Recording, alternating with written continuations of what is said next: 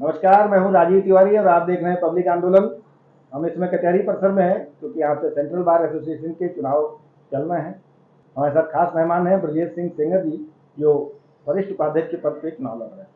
ब्रजेश भाई, बहुत बहुत स्वागत है आपका। आपका बहुत बहुत धन्यवाद भाई साहब। कैसा चल रहा है चुनाव, किन मुद्दों पर लड़ रहे हैं आप? चुनाव का माहौल बना हुआ है पूरी कचहरी में। इस समय आम अधिवक्ता से लेकर के विशेष अधिवक्ता सब चुनावी माहौल में रंगा हुआ है और हमारे मुद्दे केवल अधिवक्ता हित के ही हैं। जैसे कचहरी प्रांगण में सफाई की व्यवस्था होनी चाहिए, लाइट सुचारू रूप से आनी चाहिए और हर अधिवक्ता के लिए एक स्वास्थ्य बीमा की योजना होनी चाहिए। हमारे यही 3 मेन मुद्दे हैं, उसी पे हम लोग आगे काम करेंगे। अगर आम आदमी ने, आम जनता, अधिवक्ता समाज ने मुझको उपाध्यक्ष चुना तो मैं इन्हीं तीनों मुद्दों को आगे ले जाऊंगा और इस पे कोई ना कोई हल मिलेगा। ये बताइए कि आपको क्यों कोई वोट दे, इतने कैंडिडेट खड़े हुए हैं, आपके अंदर क्या ऐसा है? हमारे पद पे 11 लोग प्रत्याशी हैं मुझको मिलाकर।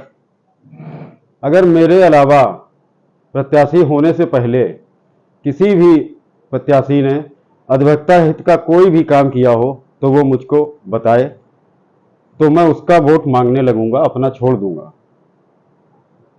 हम लोगों ने 2006 में अधिवक्ता हित के मुद्दों के लिए बीमा की मांग उठाई थी, क्योंकि 2006 के पहले मृत्यु हो जाने पर 1.5 लाख रुपए ही बीमा मिलता था। जो हम लोगों की मांग 10 लाख की थी, लेकिन सरकार ने इसको 5 लाख किया। अब किसी भी अधिवक्ता की मृत्यु हो जाती है तो उसको 5 लाख रुपए बार काउंसिल से सहायता मिलती है। यह हमारी एक मांग पूरी हो चुकी है।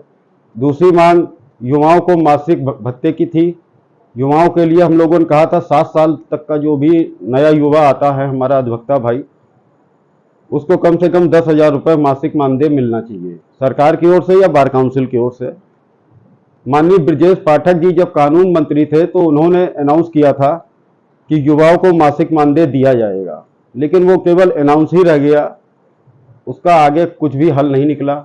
हम लोग इसको भी आगे बढ़ाएंगे, क्योंकि अगर अनाउंस किया है सरकार के आदमी ने, अब वो तो डिप्टी सीएम है, तो जो अनाउंस किया है वो मिलना चाहिए। हमारे युवाओं को योजनाओं का फायदा मिलना चाहिए और हम लोगों की जो भी मांगे होती हैं संपूर्ण अधिवक्ता समाज के लिए होती हैं। जैसे 1.5 लाख से 5 लाख किया गया तो उसमें केवल हमारा ही फायदा नहीं है, उसमें पूरे उत्तर प्रदेश के अधिवक्ताओं का फायदा है।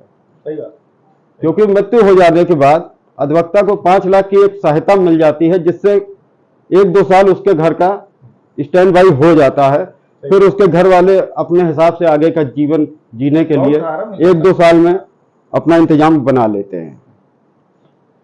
तो चलिए, मान लीजिए आपके मतदाताओं को आपकी बात पसंद आ गई जी, और आपको वोट दिया, तो जीतने के बाद आपकी प्राथमिकताओं में क्या रहेगा? वैसे तो आपने मुद्दे बहुत गिनाए। जीतने के बाद सबसे पहली प्राथमिकता मेरी होगी स्वास्थ्य बीमा योजना, क्योंकि देश में हर एक व्यक्ति के लिए स्वास्थ्य बीमा योजना सरकार ने आयुष्मान दे रखी है, लेकिन अधिवक्ताओं को ही उससे वंचित कर रखा है। पत्रकारों को भी मिला है, पत्रकारों को भी मिला है, सबको मिला है, लेबर तक को मिला है, लेकिन एक अधिवक्ता को ही नहीं मिला, उसकी एंट्री उसमें नहीं है, और है भी तो भी 70 साल की उम्र के बाद।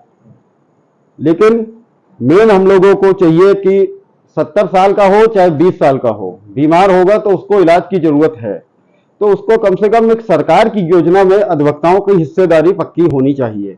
ये सरकार का भी काम है कि अधिवक्ताओं की ही अनदेखी क्यों कर रही है आखिर।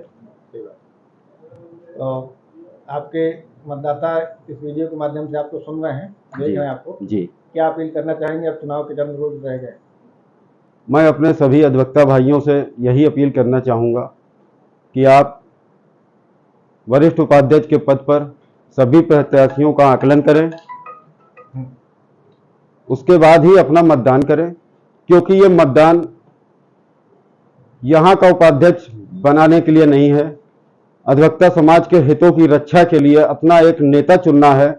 हमें कोई रिश्तेदार नहीं चुनना है। जात पात धर्म से ऊपर उठ करके एक स्वच्छ छवि वाले व्यक्ति को आगे बढ़ाएं और जो अधिवक्ता हित कर सके, जिसने किया हो वही करेगा। जो केवल कहता है अधिवक्ता हित सर्वोपरि, वो केवल कहता है। हम लोग करके आए हैं और आगे भी करेंगे। यही हम लोगों का उद्देश्य है कि किसी तरह जिस समाज में हम लोग रह रहे हैं उस समाज को आगे ले जाएं, उसमें जो भी कमियां हैं उसको दूर की जाएं। यही हम लोग का मेन उद्देश्य है। यही हमारी अपील है अपने आम मतदाताओं से कि आप मुझे वोट दीजिए।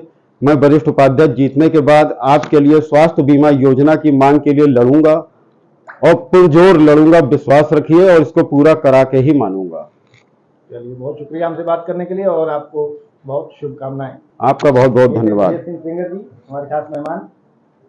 आपको ये वीडियो अच्छा लगे तो ज़्यादा से ज़्यादा शेयर करिए और हमारा चैनल अभी तक आपने सब्सक्राइब नहीं किया है तो प्लीज़ उसे सब्सक्राइब भी कर लीजिए। जल्दी मिलते हैं किसी और टैक्टिक्स के साथ। बहुत शुक्रिया।